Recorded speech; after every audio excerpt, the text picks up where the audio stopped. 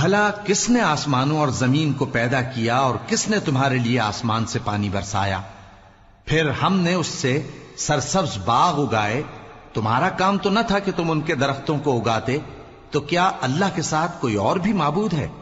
ہرگز نہیں، بلکہ یہ لوگ رستے سے الگ ہو رہے ہیں. بھلا کس نے زمین کو قرارگاہ بنایا اور اس کے بیچ نہریں بنائیں اور اس کے لیے پہاڑ بنائے، اور کس نے دو دریاؤں کے بیچ اوٹ بنائی؟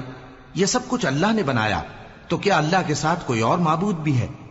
ہرگز نہیں، بلکہ ان میں اکثر علم نہیں رکھتے.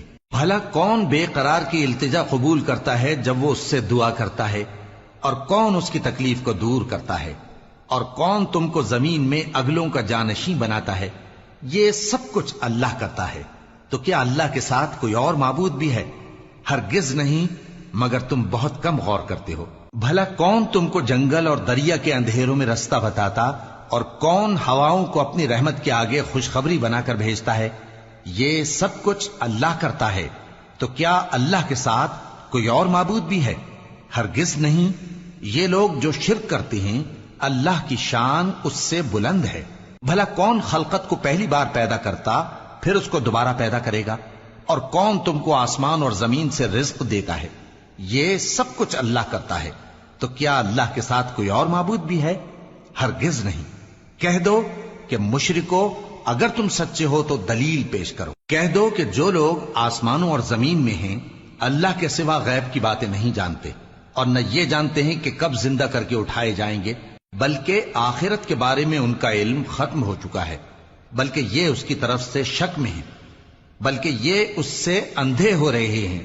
اور جو لوگ کافر ہیں کہتے ہیں کہ جب ہم اور ہمارے باپ دادا مٹی ہو جائیں گے تو کیا ہم پھر قبروں سے نکالے جائیں گے؟ یہ وعدہ ہم سے اور ہمارے باپ دادا سے پہلے سے ہوتا چلا آیا ہے. کہاں کا اٹھنا اور کیسی قیامت؟ یہ تو صرف پہلے لوگوں کی کہانیاں ہیں. کہہ دو کہ ملک میں چلو پھرو، پھر دیکھو کہ گناہگاروں کا انجام کیا ہوا ہے، اور ان کے حال پر غم نہ کرنا، اور نہ ان چالوں سے جو یہ کر رہے ہیں تنگ دل ہونا. اور کہتے ہیں کہ اگر تم سچے ہو تو یہ وعدہ کب پورا ہوگا؟ کہہ دو کہ جس عذاب کے لیے تم جلدی کر رہے ہو شاید اس میں سے کچھ تمہارے نزدیک آ پہنچا ہو، اور تمہارا پروردگار تو لوگوں پر فضل کرنے والا ہے، لیکن ان میں سے اکثر شکر نہیں کرتے. اور جو باتیں ان کے سینوں میں پوشیدہ ہوتی ہیں اور جو کام وہ ظاہر کرتے ہیں تمہارا پروردگار ان سب کو جانتا ہے.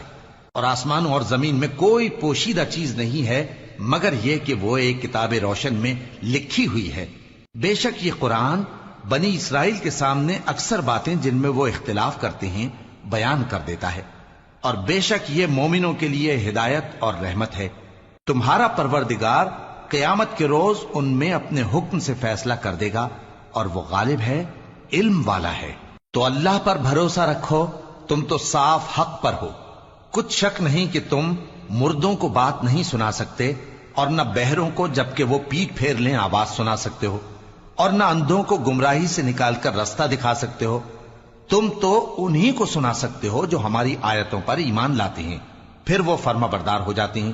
اور جب ان کے بارے میں عذاب کا وعدہ پورا ہوگا تو ہم ان کے لیے زمین میں سے ایک جانور نکالیں گے جو ان سے باتیں کرے گا. یہ ہم اس لیے کریں گے کہ لوگ ہماری آیتوں پر ایمان نہیں لاتے تھے. اور جس روز ہم ہر امت میں سے ایک بڑے گروہ کو جمع کریں گے جو ہماری آیتوں کی تکذیب کرتے تھے، پھر ان کی جماعت بندی کی جائے گی یہاں تک کہ جب سب آ جائیں گے تو اللہ فرمائے گا کہ کیا تم نے میری آیتوں کو جھٹلا دیا تھا، حالانکہ تم نے اپنے علم سے ان کا احاطہ تو کیا ہی نہ تھا. بھلا تم کیا کرتے رہتے تھے؟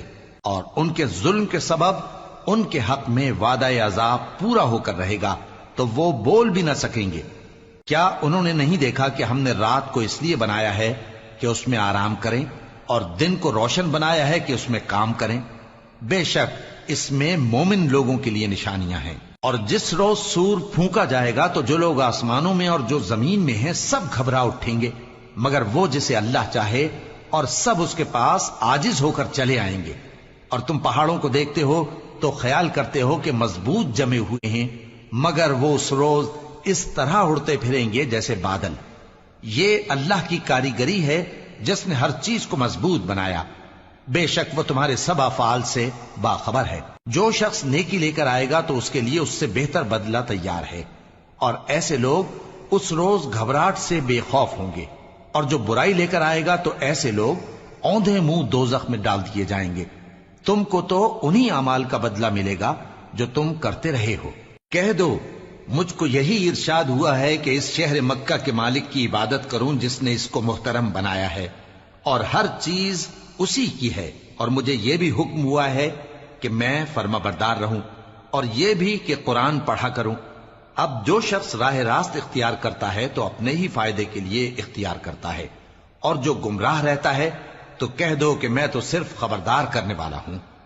اور کہو کہ اللہ کا شکر ہے وہ تم کو عنقریب اپنی نشانیاں دکھائے گا تو تم ان کو پہچان لوگے، اور جو کام تم کرتے ہو تمہارا پروردگار ان سے بے خبر نہیں ہے۔ شروع اللہ کا نام لے کر جو بڑا مہربان نہایت رحم والا ہے۔ طاسیم۔ یہ کتاب روشن کی آیتیں ہیں۔ اے پیغمبر، ہم تمہیں موسیٰ اور فرعون کے کچھ حالات مومن لوگوں کے سنانے کے لیے صحیح صحیح سناتے ہیں کہ فرعون نے ملک میں سر اٹھا رکھا تھا اور وہاں کے باشندوں کو گروہ گروہ بنا رکھا تھا۔ ان میں سے ایک گروہ کو یہاں تک کمزور کر دیا تھا کہ ان کے بیٹوں کو ذبح کر ڈالتا اور ان کی لڑکیوں کو زندہ رہنے دیتا۔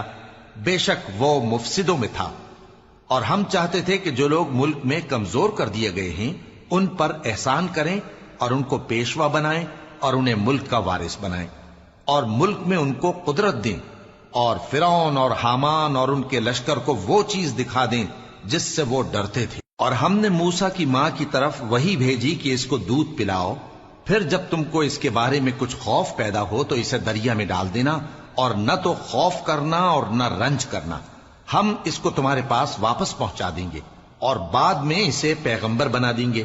سو فرعون کے لوگوں نے اس کو اٹھا لیا، اس لیے کہ نتیجہ یہ ہونا تھا کہ وہ ان کا دشمن اور ان کے لیے موجب غم ہو۔ بے شک فرعون اور حامان اور ان کے لشکر غلطی پر تھے، اور فرعون کی بیوی نے کہا کہ یہ میری اور تمہاری دونوں کی آنکھوں کی ٹھنڈک ہے، اس کو قتل نہ کرنا، شاید یہ ہمیں فائدہ پہنچائے یا ہم اسے بیٹا بنا لیں، اور وہ انجام سے بے خبر تھے۔ اور موسیٰ کی ماں کا دل بے قرار ہو گیا، اگر ہم ان کے دل کو مضبوط نہ کر دیتے تو قریب تھا کہ وہ اس غم کو ظاہر کر دیتی۔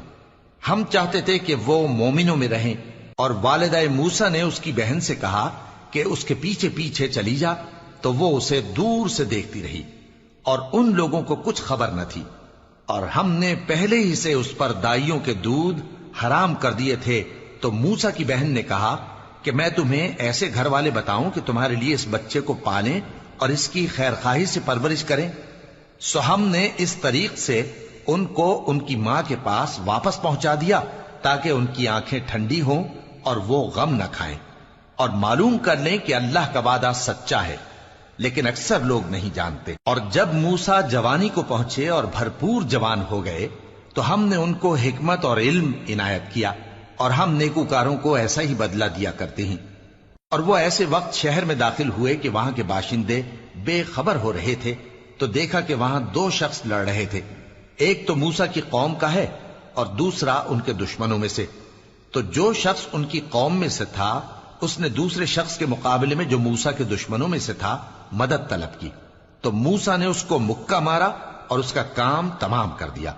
کہنے لگے کہ یہ تو شیطانی کام ہوا، بے شک وہ انسان کا دشمن ہے، کھلا بہکانے والا ہے۔ بولے کہ اے پروردگار، میں نے اپنے آپ پر ظلم کیا، سو تو مجھے بخش دے، تو اللہ نے ان کو بخش دیا، بے شک وہ بخشنے والا ہے، مہربان ہے۔ کہنے لگے کہ اے پروردگار، تو نے جو مجھ پر مہربانی فرمائی ہے تو میں بھی آئندہ کبھی گناہ گاروں کا مددگار نہ بنوں گا۔ الغرض صبح کے وقت شہر میں ڈرتے ڈرتے داخل ہوئے کہ دیکھیں کیا ہوتا ہے، تو ناگہاں وہی شخص جس نے کل ان سے مدد مانگی تھی پھر ان کو پکار رہا ہے۔ موسیٰ نے اس سے کہا کہ تو بڑا بہکا ہوا ہے،